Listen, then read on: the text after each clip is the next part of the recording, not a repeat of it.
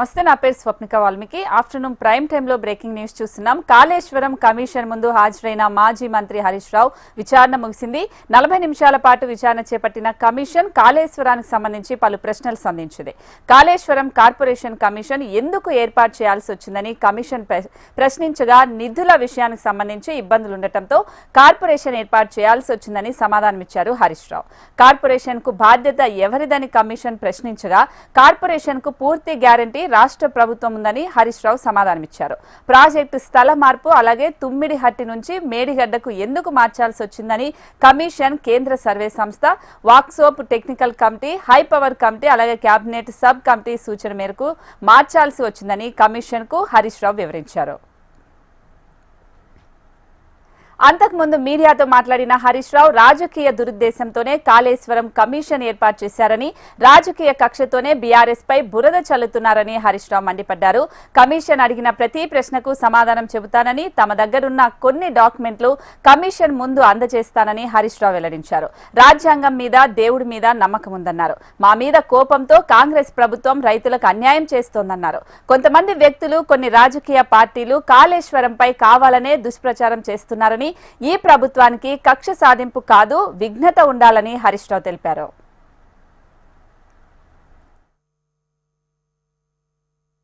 నేడు కాంగ్రెస్ ప్రభుత్వం విద్వేషంతో, రాజకీయ దురుద్దేశంతో మా మీద బురద జల్లాలని ఇవాళ రాష్ట్రానికి అన్యాయం చేస్తున్నారు. ముఖ్యంగా రైతులకు అన్యాయం చేసే ప్రయత్నం చేస్తా ఉన్నారు. నేను ఒకటే కోరుతా ఉన్నా, విఘ్నత ప్రదర్శించండి, వివేకంతో ఆలోచించండి. ఈ రాజకీయాల కోసం తెలంగాణ రాష్ట్రం యొక్క నీటి హక్కులను కాలరాయొద్దు అని చెప్పి ఈ ప్రభుత్వానికి హితవు పలుకుతా ఉన్నాను. సరే, అంతిమంగా ఎందుకంటే మాకు రాజ్యాంగం మీద, దేవుడి మీద నమ్మకం ఉన్నటువంటి పార్టీ, అంతిమంగా న్యాయం గెలుస్తుంది, ధర్మం నిలబడుతుంది, వాస్తవాలు ప్రజలకు అర్థమవుతాయి. అందువల్ల ఈరోజు కమిషన్ ముందుకు వెళ్తున్నాం. కమిషన్ మమ్మల్ని అడిగిన ప్రతి ప్రశ్నకు పూర్తి స్థాయిలో సమాధానాలన్నీ కూడా చెప్తాం, వాస్తవాలన్నీ కూడా వివరిస్తాం. మా దగ్గర కొన్ని డాక్యుమెంట్స్ ఉన్నాయి, ఎందుకంటే మేము ప్రభుత్వంలో లేం. నార్మల్ గా ఏమైతుందంటే ప్రభుత్వంలో దగ్గర అన్ని డాక్యుమెంట్స్ కూడా ఉంటాయి. బట్ మా దగ్గర అందుబాటులో ఉన్నటువంటి సమాచారాన్ని, అందుబాటులో ఉన్నటువంటి డాక్యుమెంట్స్ ను కూడా అందిస్తాం.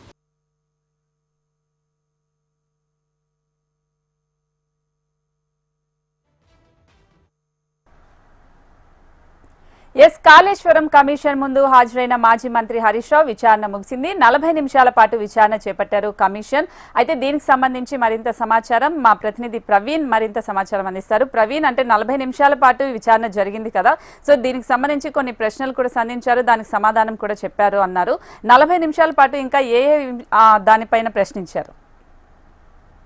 మొత్తం 20 ప్రశ్నలు కూడా కాళేశ్వరం కమిషన్ హరీష్ రావును అడిగినట్టు కూడా తెలుస్తుంది. 20 ప్రశ్నల్లో కూడా క్యాబినెట్ అప్రూవల్ లేకుండా కూడా కాళేశ్వరంకు సంబంధించిన కార్పొరేషన్ ఏ విధంగా ఏర్పాటు చేశారనే దానిపై కూడా ఆ కమిషన్ హరీష్ రావు కూడా ఒక ప్రశ్న వేసింది. దీనికి హరీష్ రావు ఆ సమాధానం చెప్తూ కూడా క్యాబినెట్ అప్రూవల్ ఉంది, క్యాబినెట్ నిర్ణయం తీసుకున్న తర్వాత మాత్రమే ఆ కమిషన్కు సంబంధించిన నిర్ణయం తీసుకున్నాము. కాళేశ్వరంకు సంబంధించి కూడా ఒక కార్పొరేషన్ ఏర్పాటు చేసి ఆ కార్పొరేషన్ ద్వారా మాత్రం ఆ నిధులను కూడా తెలంగాణ తీసుకున్న తర్వాత ప్రాజెక్టు కూడా పూర్తి చేశామని చెప్పేసి కూడా ఇప్పటివరకు కమిషన్కు హరీష్ రావు తెలిపారు. దీంతో పాటుగా ప్రాజెక్టుకు సంబంధించిన మొదటి నుంచి చెప్తున్న ప్రకారం మాత్రం ఆ ఒక ప్లేస్లో ప్రాజెక్టు నిర్మాణం చేపట్టాలని చెప్పేసి కూడా నిర్ణయం తీసుకుని ఎందుకు ఆ ప్లేస్ మార్చాల్సి వచ్చిందని చెప్పేసి కూడా హరీష్ రావుని ఆ కమిషన్ కూడా ప్రశ్నించిందని చెప్పుకోవచ్చు. కాళేశ్వరం కార్పొరేషన్ ఏర్పాటు చేయడానికి క్యాబినెట్ అప్రూవల్ తీసుకున్న దానికి సంబంధించి క్యాబినెట్ అప్రూవల్ తీసుకోలేదని చెప్పేసి ఒక ప్రచారం జరుగుతుంది. దీనిపైన కూడా ఎలాంటి సమాధానం ఇస్తారని చెప్పేసి కూడా కమిషన్ హరీష్ రావును కూడా అడిగిన సిచ్యువేషన్ కనిపిస్తుంది. దీంతో పాటుగా ఆ కార్పొరేషన్ ఏర్పాటు చేసి కార్పొరేషన్ ద్వారా మాత్రం పూర్తిగా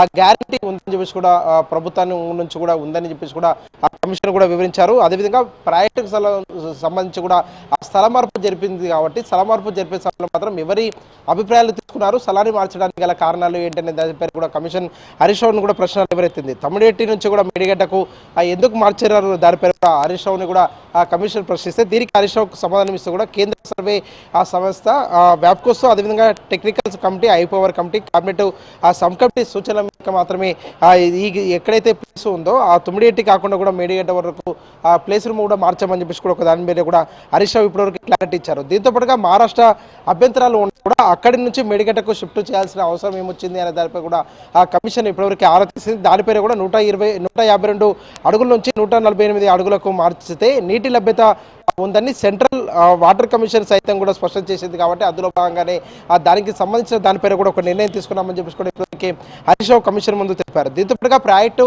ఆ నిర్మాణానికి సంబంధించి కూడా వ్యయం పెరిగింది. వ్యయానికి సంబంధించి పెంచడానికి గల కారణాలు ఏంటంటే దానిపై కూడా ఆ కమిషన్ ఆరా తీసింది. దీనిపైన కూడా ఆ ప్రాజెక్టు కేవలం ఇరిగేషన్కు మాత్రమే కాకుండా పరిశ్రమలు దాంతోపాటుగా ఆ ప్రజలు తాగునీటి అవసరాల కోసం కూడా ప్రాజెక్టు నిర్మాణం చేపట్టాం. కాబట్టి అక్కడి నుంచి వచ్చిన దానిపై అమౌంట్ను కూడా కమిషన్ ద్వారా మాత్రం ఆ కాళేశ్వరం గతంలో కూడా కార్పొరేషన్ ఏర్పాటు చేసింది. కాబట్టి దానికి కూడా ఆ నిధులు చెల్లించడానికి ఉపయోగపడుతుందని చెప్పేసి గతంలో ప్రభుత్వం కూడా ఒక నిర్ణయం తీసుకుందనే దానిపై కూడా హరీష్ రావు ఇప్పటివరకు క్లారిటీ ఇచ్చారు. దీంతో పాటుగా ఆ కోకోకోలా కంపెనీ నీటి అవసరాలు కూడా కాళేశ్వరం ద్వారానే తీర్చాలని చెప్పేసి కూడా భావించాము. దాంతో పాటుగా కోవిడ్ వల్ల ఆ కంపెనీలో ప్రాజెక్టులు రాలేకపోయాయని చెప్పేసి కూడా కమిషన్ కూడా ఇప్పటివరకే హరీష్ రావు తెలిపారు. దీంతో పాటుగా సిద్దిపేటలో ఇప్పటివరకు కోకోలా కంపెనీకి కూడా ఆ కాళేశ్వరం ద్వారానే నీళ్లు ఇస్తున్నాము. ఆ కాళేశ్వరం ద్వారానే ఆ నీటిని కూడా కోకోలా కంపెనీ కూడా ఉపయోగించుకుంటున్న కూడా ఒక క్లారిటీ ఇచ్చారు.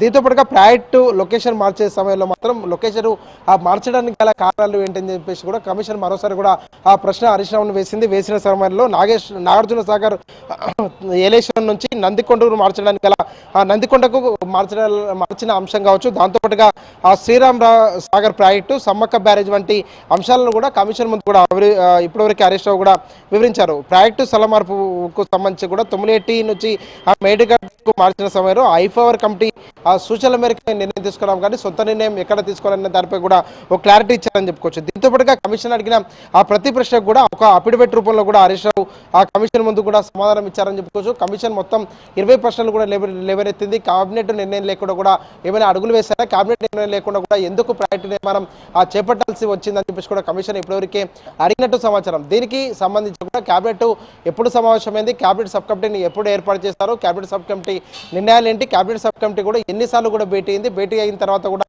ఆ కేబినెట్కు ఏ విధంగా కమిటీ కూడా ఇచ్చింది రిపోర్టు అనే దానిపైన కూడా పూర్తి స్థాయిలో మాత్రం వివరించినట్టు సమాచారం. మరి కాసేపట్లో ఆ కమిషన్ ముందు ఇప్పటివరకే విచారణ కూడా పూర్తయింది. కాబట్టి హరీష్ రావు మీడియాతో కూడా మాట్లాడుతున్నారు. మీడియాతో మాట్లాడే సమయంలో మాత్రం కమిషన్ ఎలాంటి ప్రశ్నలు లేవనెత్తింది, కమిషన్కి ఎలాంటి సమాధానం ఇచ్చారు, అదేవిధంగా సమాధానం ఇస్తూనే లిఖిత పూర్వక కూడా పూర్తి స్థాయిలో సమాచారం ఇచ్చారని ఎక్కువగా ఇష్యూ వచ్చింది. దానికి సంబంధించి విచారణకు రమ్మని చెప్పారు. కాబట్టి అవినీతి లెక్కలకు సంబంధించి ఏమైనా డాక్యుమెంట్ సబ్మిట్ చేశారా?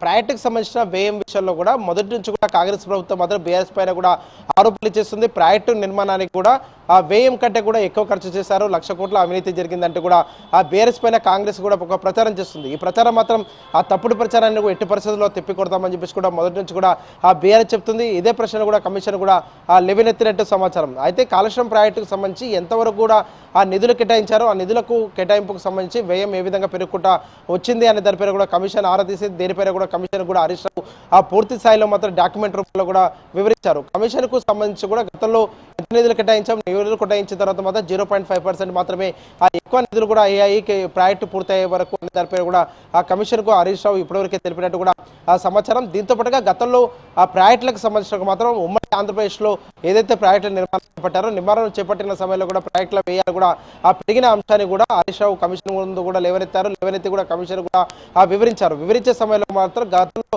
ఏవైతే ప్రాజెక్టుల నిర్మాణం చేపట్టిన సమయంలో కూడా ఎంత వ్యయం పెరిగింది, ప్రాజెక్టుల నిర్మాణానికి ఎన్ని రోజుల సమయం పట్టింది, కేవలం 3 సంవత్సరాల వ్యవధిలోనే ఆ కాళేశ్వరం ప్రాజెక్టు పూర్తి చేశాము. ప్రాజెక్టు పూర్తి చేయడం మాత్రం ఆ తెలంగాణలో రైతాంగానికి నీళ్ళు ఇవ్వడం, అదేవిధంగా పరిశ్రమలకు నీళ్ళు ఇవ్వడం, తాగునీటి అవసరాలకు కూడా నీళ్లు ఇచ్చే విధంగా కూడా ప్రాజెక్టు నిర్మాణం చేపట్టామని చెప్పేసి కూడా ఇప్పటివరకు ఆ కమిషన్కు వివరించారు. అయితే ఈ ప్రాజెక్టు నిర్మాణానికి కూడా ఎంతైతే నిధులు ఖర్చు అయ్యాయో నిధులు ఖర్చు అయిన వాటిని మాత్రం ఏ విధంగా తీర్చాలని చెప్పేసి కూడా గతంలో ప్రభుత్వం భావించింది అనే దానిపైన కూడా కమిషన్ ప్రశ్నలు లేవనెత్తింది. దానికి కూడా హరీష్ రావు సమాధానం ఇస్తూ కూడా పరిశ్రమలకు నీటి ఇవ్వడం, తాగునీటి అవసరాలకు ఆ నీళ్లు ఇవ్వడం ద్వారా కార్పొరేషన్ ద్వారా మాత్రం ఏదైతే నిధులు తీసుకున్నామో వాటన్నింటినీ కూడా తీర్చే ఆలోచనలో కూడా గతంలో కేబినెట్లో ఒక నిర్ణయం తీసుకున్నామని చెప్పేసి కూడా ఇప్పటివరకే హరీష్ రావు కూడా కమిషన్కి తెలిపారు. కానీ కమిషన్ అడిగిన ఆ ప్రతి పక్షానికి కూడా ఒక పక్క హరీష్ రావు క్లారిటీ ఇస్తూనే అదేవిధంగా లిఖితపూర్వక ఆ సమాధానం కూడా ఇచ్చారు. కమిషన్ మాత్రం ఇప్పటికే సంతృప్తి చెందినట్టు కూడా ఆ సమాచారం అందుతుంది. ఈ 11వ తేదీన కూడా కేసీఆర్ కమిషన్ ముందు కూడా హాజరు కాబోతున్నారు. కమిషన్ ముందు 11వ తేదీన ఉదయం 11 గంటలకు కేసీఆర్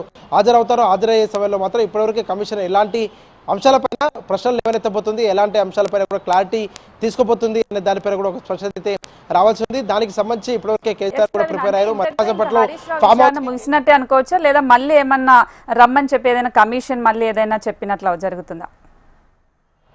కమిషన్ అయితే ఇప్పటికే సంతృప్తి చెందింది కాబట్టి మరోసారి రమ్మని చెప్తారా లేదనే దానిపై కూడా ఓ క్లారిటీ అయితే రావాల్సింది. మరి కాసేపట్లో హరీష్ రావు కూడా ఫామ్ హౌస్కు బయలుదేరబోతున్నారు. ఫామ్ హౌస్కు బయలుదేరిన తర్వాత ఆ కేసీఆర్తో భేటీ కాబోతున్నారు.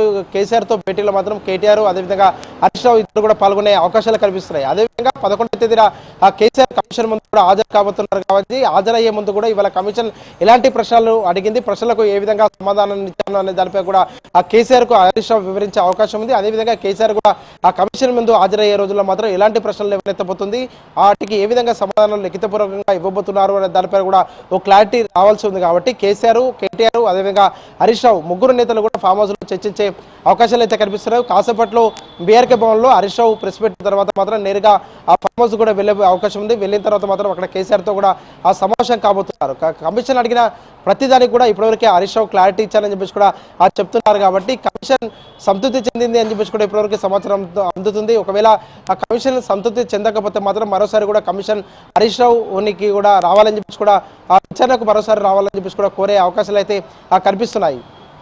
Right Praveen, thanks for the updates.